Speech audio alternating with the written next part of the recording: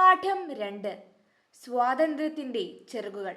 എഴുതിയത് ഉണ്ണായി വാര്യർ. ചോദ്യം 2. നിങ്കിൽ സ്നേഹമേ വിഹിതം നാ മയ ദ്രോഹം ഇത് പൊഴുത് അമര ഗഹവര. ഗുണനിധി. വരികളും പാഠസന്ദർഭവും വിശകലനം ചെയ്ത് നളൻ എന്ന കഥാപാത്രത്തെ നിരൂപണം ചെയ്യുക. മഹാഭാരതത്തിലെ കഥയെ ആസ്പദമാക്കി ഉണ്ണായി വാര്യർ രചിച്ച നളചരിതം ആട്ടക്കഥയിൽ പ്രധാന കഥാപാത്രമായാണ് നളനെ അവതരിപ്പിക്കുന്നത്. നിഷധ രാജ്യത്തെ രാജാവായ നളനെ കേവലം ഒരു ഇതിഹാസ നായകനായി മാത്രമല്ല, മറിച്ച് ഉദാത്തമായ മാനുഷിക മൂല്യങ്ങളുടെ പ്രതീകമായിട്ടാണ് ഉണ്ണായി വാര്യർ അവതരിപ്പിക്കുന്നത്. ഉജ്ജ്വലമായ സൗന്ദര്യവും അതിലേറെ സദ്ഗുണങ്ങളും സമ്മേളിച്ച വ്യക്തിത്വമാണ് നളന്റേത്. സൗന്ദര്യത്തെക്കാളുപരി നളനെ വേറിട്ട് നിർത്തുന്നത് ഉദാത്തമായ സ്വഭാവ ഗുണങ്ങളാണ്. വീരസേന പുത്രനായ നളൻ നീതിനിഷ്ഠയുള്ളവനും ശക്തനും സർവശാസ്ത്രജ്ഞനുമായ ശ്രേഷ്ഠനായ ഒരു ശാന്ത സ്വഭാവിയും സ്നേഹനിധിയുമായ രാജാവാണ്. നാരദ മഹർഷിയിൽ നിന്നും വിദർഭയിലെ രാജാവായ ഭീമന്റെ പുത്രി ദമയന്തിയെക്കുറിച്ച് അറിഞ്ഞപ്പോഴാണ് അവളോടുള്ള പ്രണയം ഹൃദയത്തിൽ മൊട്ടിടുന്നത്. സദാസമയവും ദമയന്തിയെക്കുറിച്ചോർത്ത് കൊട്ടാരത്തിന്റെ മട്ടുപ്പാവിൽ ഉലാത്തുന്ന വേളയിൽ പൂന്തോട്ടത്തിൽ വെച്ച് സ്വർണവർണ്ണമാർന്ന അരയന്നത്തെ കാണുകയും അതിൽ ആകൃഷ്ടനാകുകയും കൗതുകത്താൽ അതിനെ സ്വന്തമാക്കാൻ ശ്രമിക്കുകയും ചെയ്യുന്നു. ഇണക്കി വളർത്താമെന്ന ആഗ്രഹത്താലാണ് നളൻ ഹംസത്തെ പിടികൂടുന്നത്. എന്നാൽ കൊല്ലാനാണ് ശ്രമം എന്നു കരുതിയ ഹംസം ദയനീയമായി വിലപിക്കുമ്പോൾ നളന്റെ ഹൃദയം ഉരുകുന്നു.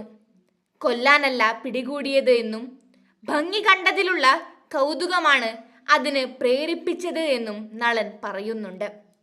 തുടർന്ന് അതിനെ അതിൻ്റെ ഇഷ്ടാനുസൃതമായി പറന്നുപോകാൻ അനുവദിക്കുന്നതുമാണ് താൻ ചെയ്യുന്നതെന്നും പറയുന്നതിലൂടെ നളൻ ഹംസത്തിനെ ആശ്വസിപ്പിക്കുന്നു. സഹജീവികളോടുള്ള നളന്റെ സ്നേഹം, കരുണ, ദയാവായ്പ് എന്നിവ ഇവിടെ പ്രകടമാണ്. ഏതൊരാളുടെയും സങ്കടങ്ങൾ മനസ്സിലാക്കുന്ന നളൻ വെറും ഒരു ധീരനായകനല്ല, മറിച്ച് ഒരാളുടെ വേദനയും ഭയവും മനസ്സിലാക്കാൻ കഴിയുന്ന സഹാനുഭൂതിയും മഹത്വവുമുള്ള ഒരു മനുഷ്യനാണ്. ഹംസവുമായുള്ള കണ്ടുമുട്ടൽ നളനെ സൗന്ദര്യാസ്വാദകൻ എന്ന നിലയിലും അദ്ദേഹത്തിന്റെ ഹൃദയവിശാലതയും പ്രതിഫലിപ്പിക്കാൻ പര്യാപ്തമാണ്. മറ്റുള്ളവരുടെ അഭിപ്രായത്തെ മാനിക്കുകയും പരിഗണിക്കുകയും ചെയ്യുന്ന കാരുണ്യത്തിന്റെ പ്രതിരൂപമായി നളനെ കണക്കാക്കാം.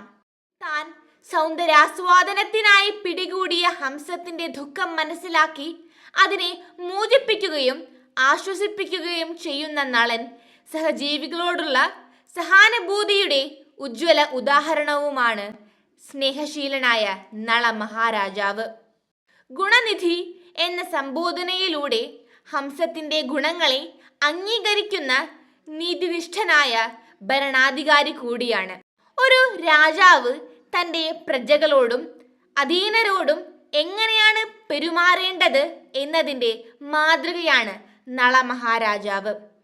അധികാരത്തിൻ്റെ ഗർവില്ലാതെ വിനയപൂർണമായ സമീപനമാണ് അദ്ദേഹം സ്വീകരിക്കുന്നത്. ഹംസത്തിന്റെ കുടുംബത്തെ പറ്റിയുള്ള കഠിന സത്യങ്ങൾ അറിയുമ്പോൾ സങ്കടപ്പെടുന്ന വ്യക്തിത്വത്തിന് ഉടമ കൂടിയാണ് അദ്ദേഹം. നളൻ ഒരു സമഗ്ര മാനുഷികതയുടെ പ്രതീകമാണ്.